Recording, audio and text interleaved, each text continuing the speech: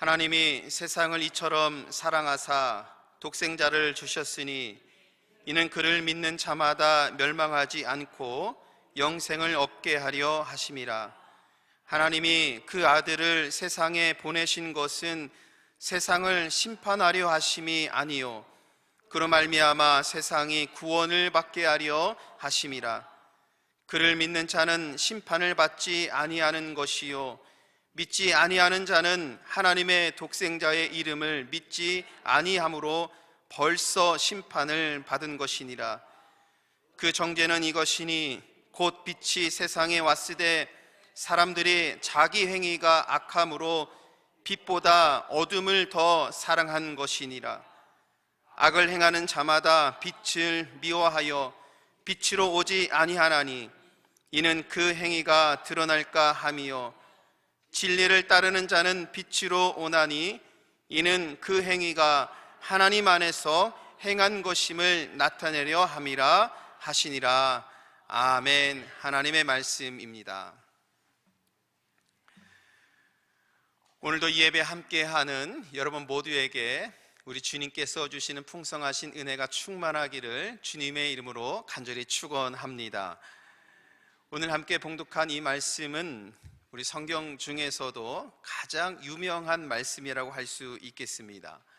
여러분들도 설교 시간에 아마 이 본문을 통해서 많은 설교를 들으셨을 줄 알고요. 우리가 이처럼 잘 아는 것, 그만큼 성경의 핵심이 되는 말씀이라는 의미일 수도 있겠습니다. 그리고 우리가 기억하여서 반복적으로 묵상할 필요가 있는 그 말씀이겠지요.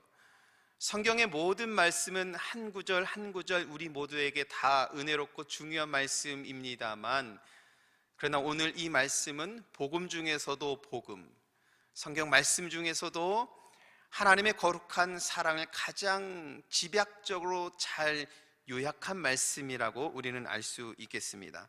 하나님이 세상을 이처럼 사랑하사 독생자를 주셨으니, 이 말씀에는 이 땅을 향한 하나님의 거룩하신 사랑이 분명히 담겨져 있는 것이지요.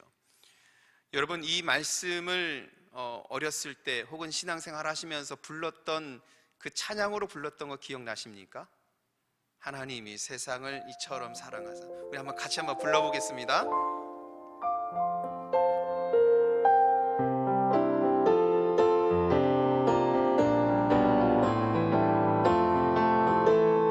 하나님이 세상을 이처럼 사랑하사 독생자를 주셨으니 누구든지 예수 믿으면 멸망하지 않고 영생을 얻으리로다. 요한복음 3장 16절.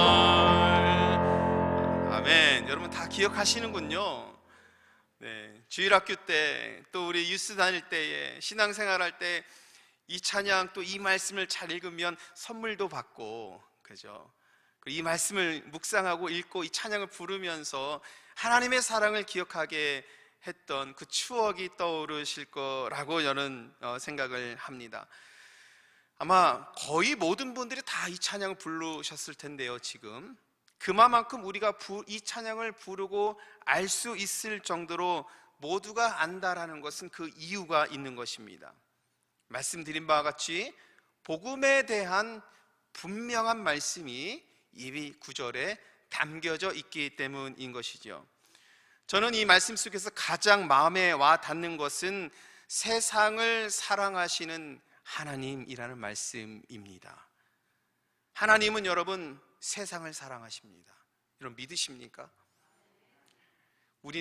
하나님은 우리를 사랑하신다라고 생각할 수도 있겠지만, 하나님은 여러분 그러나 세상을 사랑하십니다.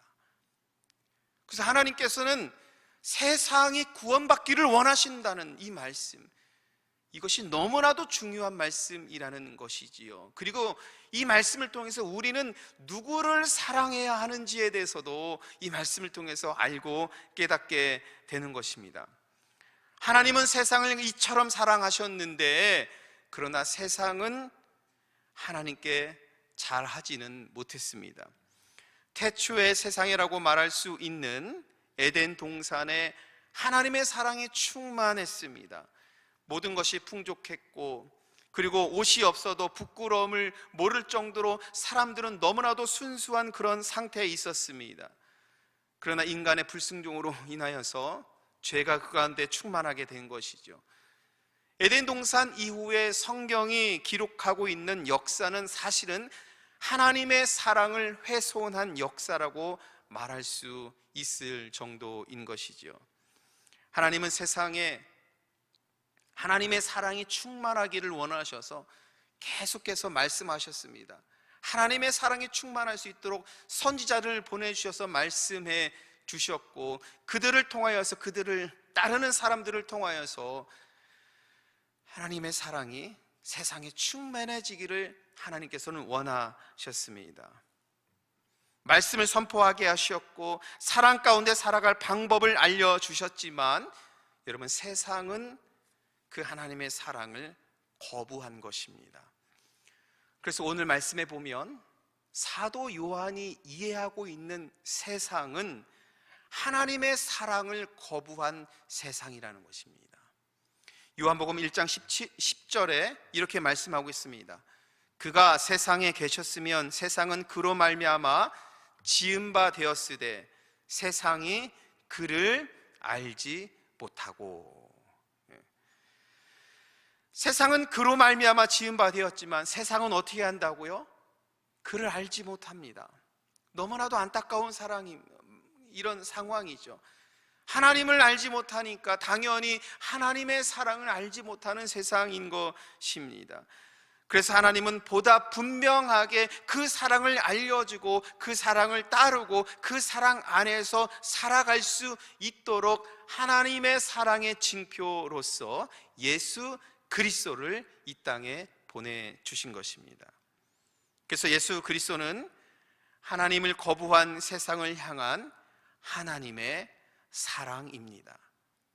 여러분, 하나님의 사랑은 자기를 섬기는 사람들만을 향한 사랑이 아니라 하나님의 사랑을 거부한 그 세상을 향한 하나님의 사랑임을 우리는 기억할 수 있어야 합니다.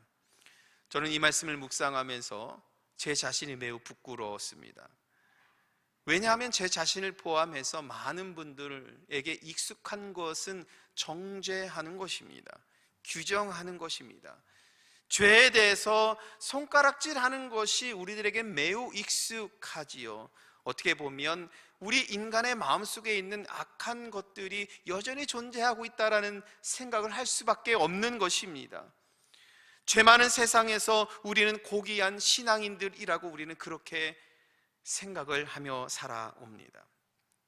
물론 세상 속에서 인간의 도리를 다하지 못할 때는 분명한 그런 죄에 대한 대가를 치루어야 하겠지요. 그래야지 우리 사회의 질서, 삶의 질서가 세워지는 것은 분명합니다만, 그러나 그리스도인 된 우리들은 하나님의 사랑은 그 인간이 정죄하고 세워놓은 그 규칙과 그 질서 너머에서 섭리하시는 그 역사가 있음을 우리는 알 수 있어야 한다는 것입니다.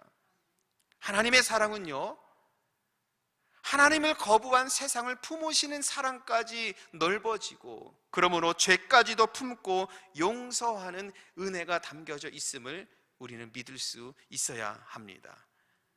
십자가에서 우리 주님께서 못 박혀 피 흘리시면서 죽으실 때에 자기를 핍박한 사람들을 향해서 주님은 하나님께 이렇게 기도합니다. 아버지, 저들을 용서하여 주옵소서.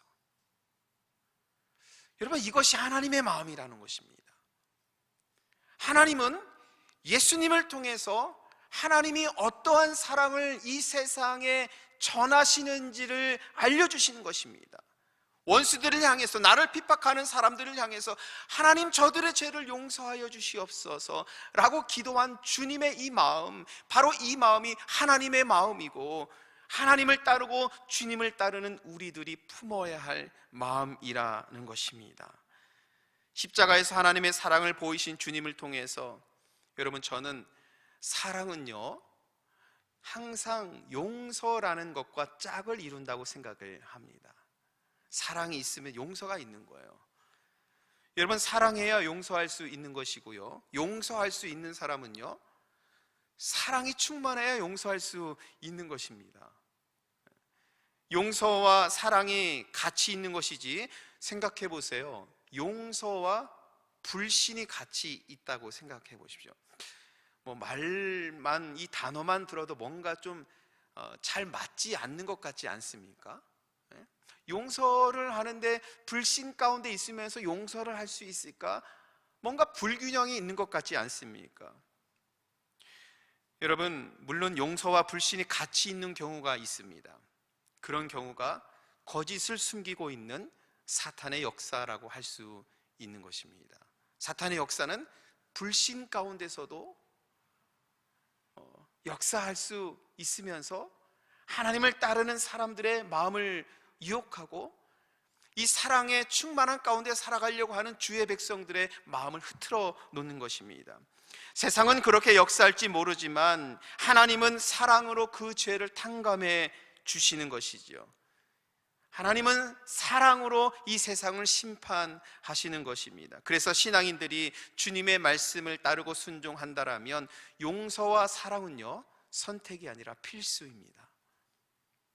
신앙인들의 가져야 될 용서와 사랑은 항상 그 마음을 품어야 하는 것이고 우리가 순종해야 하는 사명이라는 것입니다.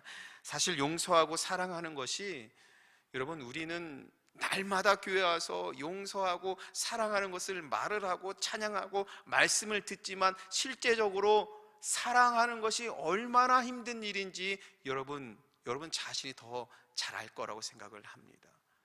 여러분들의 삶 속에서 사업적으로 나와 갈등이 있는 사람들, 나에게 인격적인 모독을 한 사람들, 내가 그들을 용서할 수 있을까? 사랑할 수 있을까? 너무나도 어려운 일입니다. 그러나 우리는 매주일 교회에 와서 사랑하라고 듣고 나누고 말씀하고 이것이 우리들의 사명이라고 마음에 품고 살아가고 있는 것이지요. 그래서 여러분, 사랑한다라는 것은 그냥 간단하게 해결될 일이 아니라는 것이에요. 우리 안에 괴롭히고 있는 이 화를 참지 못할 경우가 한두 번이 아니라는 것입니다. 그래서 주님을 따르는 그 자체가 여러분 어떻게 보면 광야의 삶 속에서 내가 홀로 성령님을 의지할 수밖에 없는 거예요. 왜냐하면 끊임없이 내 안에서 우러나오는 화와 분노와 이런 것들과 싸워 이겨내서 하나님의 사랑과 용서와 은혜가 충만한 삶을 살아가야 하기 때문에 끊임없이 나 자신과의 싸움이라는 것입니다. 여러분, 오늘도 여러분 자신과의 싸움에서 승리하시기를 축복합니다. 사랑이, 용서가, 은혜가, 십자가로부터 오는 그 크신 하나님의 그 크신 은혜가 여러분 가운데 충만하기를 소원해야 하는 것입니다. 여러분, 하나님은 예수 그리스도로 말미암아 이 세상이 구원받기를 원하십니다. 우리 17절 말씀 같이 한번 읽어보도록 하겠습니다. 하나님이 그 아들을 세상에 보내신 것은 세상을 심판하려 하심이 아니요 그로 말미암아 세상이 구원을 받게 하려 하심이라. 아멘. 하나님의 아들 예수님을 이 땅에 보내신 것은 심판이 아니라 구원이라고 말씀하고 있는 것이죠. 그래서 요한은 예수님을 1장 29절에서 세상의 죄를 지고 가는 하나님의 어린 양이다라고 이렇게 고백을 했습니다. 세상에 있는 모든 죄를 우리 예수님께서 다 짊어지시고 제단 앞으로 나아가시는 어린 양과 같다라는 것이지요. 세상이 매달려 죽어야 했던 십자가에 예수님이 대신 죽으심으로 구원을 이루어 주신 것이고, 제단 위에 바쳐질 어린 양이 되어서 자기의 몸을 다 태워서 단 한 번의 죽으심으로 하나님의 사랑이 이 땅에 충만하도록 인도하신 것이 바로 십자가 사건인 것입니다.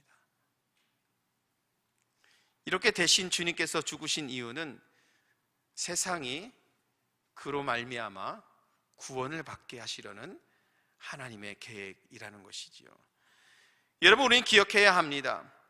하나님께서 진정으로 원하시는 것은 창조 세계 질서의 회복이지, 이 땅에 살아가는 모든 주의 백성들의 구원이지, 창조 세계가 불바다가 되는 것이 아니라는 것입니다. 하나님께서 심판하실 때에 하나님께서 사랑의 마음을 품으시고 그들을 하나님의 백성으로 삼기를 원하시는 것이 하나님의 마음이라는 것입니다. 그래서 하나님께서 진정으로 원하시는 것은 십자가 예수 그리스도를 바라보는 자를 구원하시는 것입니다. 여러분, 이 구원이 하나님께서 진정으로 원하시는 것입니다. 하나님은 예수 그리스도의 이 보혈의 피에 하나님의 사랑을 담으셨습니다. 그러므로 여러분, 이 말씀을 듣고 이 말씀을 믿는 우리들은 이미 구원을 받았음을 믿으시길 바랍니다.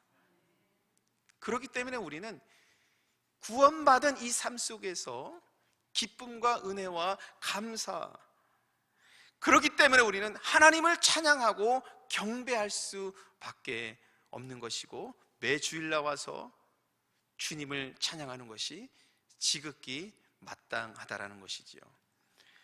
그렇다고 여러분, 하나님의 심판이 없는 것은 아닙니다. 오늘 이 말씀 속에서는 하나님의 지극하신 사랑을 전해지면서 이 사랑 속에 담겨져 있는 심판을 말씀하고 있지요. 우리 18절 말씀 같이 읽도록 하겠습니다. 그를 믿는 자는 심판을 받지 아니하는 것이요, 믿지 아니하는 자는 하나님의 독생자의 이름을 믿지 아니하므로 벌써 심판을 받은 것이니라.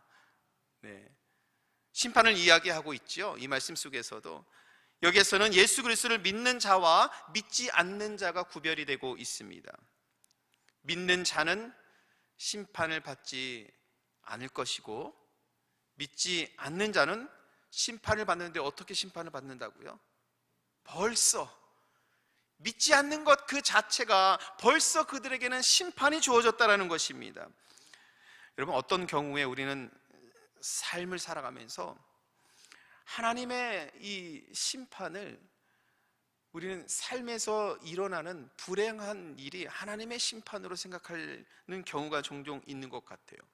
질병에 걸렸을 때에 하나님의 심판을 받는다고 생각하는 경우가 종종 있습니다. 내가 이것을 잘못했는데 이걸로 인하여서 하나님께서 나를 이렇게 심판하시는구나 라고 생각할 수도 있는 것 같습니다. 그런 경우가 종종 있는 것 같아요.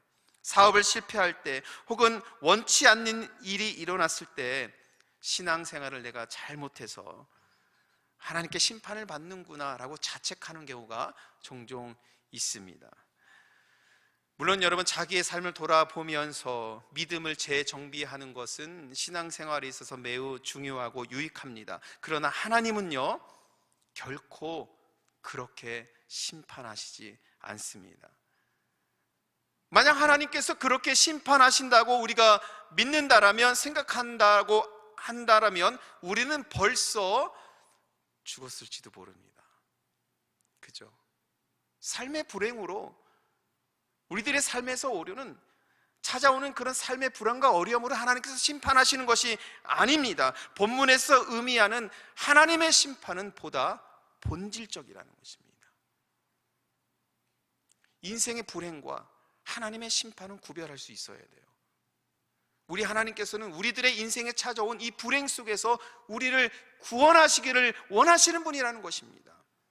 코로나 시대, 여러분, 이 코로나 시대에 모두가 다 이 고난 속에 처해 있는데, 우리 하나님께서 진정으로 원하시는 것은 이 고난 속에서 광야의 시대를 살아갈 수밖에 없는 이 시대에 하나님의 사랑이 이 땅에 충만하게 돼서 하나님으로 인하여서, 하나님께서 보내주신 예수 그리스도를 통하여서 예수님을 믿고 따르는 자들이 구원받기를 원하시는 것입니다. 이것이 이 시대를 살아가야 하는 그리스도인들이 지녀야 하는 믿음이라는 것입니다. 그래서 오늘 본문 속에서는 보다 본질적인 의미를 보아야 합니다. 예수님이야말로 우리를 구원한 하나님의 징표이면서 그분을 믿지 않으면 자동적으로 영생하는 삶을 살아갈 수 없다라는 것입니다. 요한이 전하는 영생은요, 죽음 그 이후만의 그 삶을 의미하는 것이 아니지요. 요한복음 17장 3절의 말씀을 보시면 요한은 영생을 이렇게 의미하고 있습니다. 영생은 곧 유일하신 참 하나님과 그가 보내신 자 예수 그리스도를 아는 것이니라. 아멘. 네. 여러분들은 지금 영생하는 삶을 살고 있습니까? 여러분들은 지금 영생하는 삶을 살고 있습니까? 말씀하고 있잖아요. 하나님과 예수 그리스도를 알고 믿으면 이미 우리는 영생하는 삶을 살고 있는 줄 믿어야 합니다. 영생하는 삶은 하나님으로부터 오는 기쁨 가운데 살아가는 삶입니다. 세상으로부터 얻을 수 없는 그 은혜가 우리의 삶에 있음을 알고 살아가는 것입니다. 코로나 시대라는 이 광야와 같은 이 어려운 상황 속에 살아가지만 내 마음속과 내 영혼 속에서 흘러나오는 하나님의 그 사랑을 고백하고 그 사랑과 은혜 속에서 살아가는 것, 이 사랑 가운데 살아가기 때문에 우리는 이미 영생하는 삶을 살아가는 것이죠. 이 영생하는 삶을 살아가는 사람들은 죽음이 두렵지 않은 것입니다. 이 죽음 이후에 우리는 끝나는 것이 아니라 영원히 하나님과 함께할 그 믿음이 우리 가운데 있기 때문이에요. 여러분, 오늘 이 시간을 통해서 분명한 이 신앙의 고백 갖기를 간절히 축복합니다. 이미 우리는 주님과 동행하고 하나님과 함께하는 이 삶 속에서 영생하는 축복 가운데 있음을 우리는 믿을 수 있어야 하는 것입니다. 이 사랑을 모르면 여러분, 세상에 기쁨을 찾기 위해서 자꾸 이곳저곳 기웃거리게 되는 것입니다. 세상으로부터 기쁨이 어디서 오는지를 찾기 위해서 자꾸 세상으로부터 알려고 노력하는 것입니다. 여러분, 아무리 인문학 서적을 뒤져보십시오. 아무리 역사책을 뒤져보십시오. 아무리 거기서 공부를 해보십시오. 거기서 기쁨이 충만한 진리를 어떻게 발견합니까? 그렇기 때문에 사람들이 세상의 문화를 통해서 위안을 받으려고 하기 위해서 대마초에 빠지기도 하고 결국은 마약에까지 손을 대는 것이죠. 왜 그렇습니까? 자기 삶의 위안과 위로를 얻지 못하는 것입니다. 세상으로부터는. 그러나 우리들은 이미 영생하는 삶을 살기 때문에 우리 안에 있는 이 거룩하신 하나님의 사랑을 알고 감사하면서 기쁨 가운데 우리는 영생하는 삶을 살고 있는 것이지요. 그러면 여러분, 우리는 믿음 안에서 구원을 이루는 삶을 살아가야 합니다. 그리고 그 구원 안에서 하나님의 사랑을 받은 존재임을 알고 날마다 감사가 넘치는 삶을 살아가야 될 줄 믿습니다. 오늘 본문의 말씀도 그렇지만 요한복음의 말씀을 계속해서 묵상해 보면 요한복음이 전하는 매우 독특한 다른 복음서와 차이점이 있지요. 저는 그 차이점을 요한은 하나님의 아들 예수님께서 우리 곁에 오실 때 참으로 다양한 방법으로 우리 곁에 오신다는 것을 말씀하고 있다라고 저는 생각을 하는데요. 요한복음에서는 예수님을 물로 설명을 하기도 합니다. 내가 주는 물을 마시는 자는 영원히 목마르지 아니할 것이다. 또 요한은 예수님을 빵이나 떡으로 이렇게 설명하기도 합니다. 나는 하늘에서 내려온 떡이다, 이렇게 말씀하셨습니다. 빛으로도 설명하십니다. 나는 세상의 빛이다, 이렇게 말씀하시지요. 이렇게 요한복음은 예수님이 누구신지 상징적으로 표현을 하면서 바로 하나님의 아들 예수 그리스도는 다양한 방법으로 우리들의 삶에 우리 곁에 오시는데 이 하나님의 선물로 오는데 이 선물을 거부하는 것을 여러분 심판이라고 설명을 하는 것입니다. 요한복음의 특징은 예수님을 상징하는 것과 반대되는 것을 대비하면서 우리 믿음의 자리가 과연 어디에 있는가를 바라보게 합니다. 오늘 말씀도 마찬가지입니다. 화면을 보시면 여러분, 오늘 말씀 속에 먼저 대두되는 것이 빛과 어둠이 대두되고 있습니다. 그죠? 말씀에서 빛과 어둠이 있죠? 믿음과 불신이 있어요. 그리고 생명과 사망이 있습니다. 여러분, 여러분들은 빛과 믿음과 생명의 자리에, 믿음의 자리에 서 있습니까? 어둠과 불신과 사망의 자리에 서 있습니까? 오늘 이 말씀을 통해서 우리들로 하여금 나는 지금 어떠한 믿음의 자리에 서 있는가, 어느 쪽에서 내가 하나님을 따르고 있는가, 우리를 되새겨 볼 수 있도록 인도하신다는 말씀입니다. 근데 여러분, 이런 생명의 길과 사망의 길이라는 것은 요한복음에서만 나타나는 것이 아니라 사실은 성경 구약과 신약을 전체 아우르는 가장 중요한 이 두 가지 길에서 말씀하고 있거든요. 신명기의 말씀에 보면, 신명기에서는 내가 오늘 생명과 복과 사망과 화를 내 앞에 두었다라고 말씀하시면서 인생은 두 가지 갈림길에 있음을 말씀하셨습니다. 생명의 길로 갈 것인가, 사망의 길로 갈 것인가, 이 두 가지 길이 있는데, 신명기에 나와 있는 이 신앙의 고백이 구약 말씀 전체에 사실은 깊은 영향을 주고 있어요. 그래서 결국 이 말씀 속에서 주고 있는 것은, 예수님을 따르고 믿는 사람들은 사망의 길이 아니라 생명의 길을 우리는 나아갈 수 있어야 된다는 것을 말씀하고 있는 것이고, 바로 이 말씀이 성경 전체를 관통하여 흐르는 하나님의 그 크신 사랑을 가장 함축적으로 집약한 그 말씀이라고 우리는 믿을 수 있습니다. 사랑하는 성도 여러분, 여러분 모두가 빛 가운데 거하시기를 간절히 바랍니다. 믿음 가운데 있기를 간절히 소원합니다. 생명의 은혜를 받았음을 믿으시길 바랍니다. 이 사랑을 받았으니 허물 많은 사람이라 할지라도 하나님 감사합니다. 하나님 너무나도 감사합니다. 내가 지금 하나님의 사랑 때문에 영생하는 삶을 살고 있습니다. 하나님 너무나도 감사합니다. 이런 은혜가 여러분들의 신앙의 삶 속에 날마다 고백되고 날마다 그런 은혜로 살아갈 수 있어야 하는 것입니다. 탈무드의 이야기 한 가지를 말씀을 드리겠는데요, 어느 사람이 이웃집에 가서, 농사꾼이었는데 낫을 빌리려고 했습니다. 그러나 그 이웃집이 낫을 빌려주지 않는 거예요. 그래서 거절을 당했습니다. 한참 지난 후에 낫을 빌려주지 않은 사람이 찾아왔습니다. 그리고 이번에는 그 사람이 말을 빌려달라고 합니다. 여러분들은 어떻게 하시겠습니까? 안 빌려줘요? 네. 어떻게 하는 것이 지혜로울까요, 여러분? 여러분들 아마 여러분들의 삶 속에 이런 비슷한 경험들, 꼭 낫은 아니지만 비슷한 경험들을 우리는 말을 많이 경험할 거예요. 특별히 자영업을 운영하시는 분들은 이 세상 속에서 이런 갈등이 날마다 부딪히잖아요. 그래서 여러분, 저는 여러분들을 보면서 정말 존경하고 감사하는 것이, 그런 세상 속에서 그리스도인으로 살아가는 그 모습이 너무나도 힘들진데 그래도 이겨내면서 신앙인으로 살아가는 여러분들을 너무나도 존경하고 너무나도 좋아합니다. 탈무드의 가르침에서는 이렇게 말을 해요.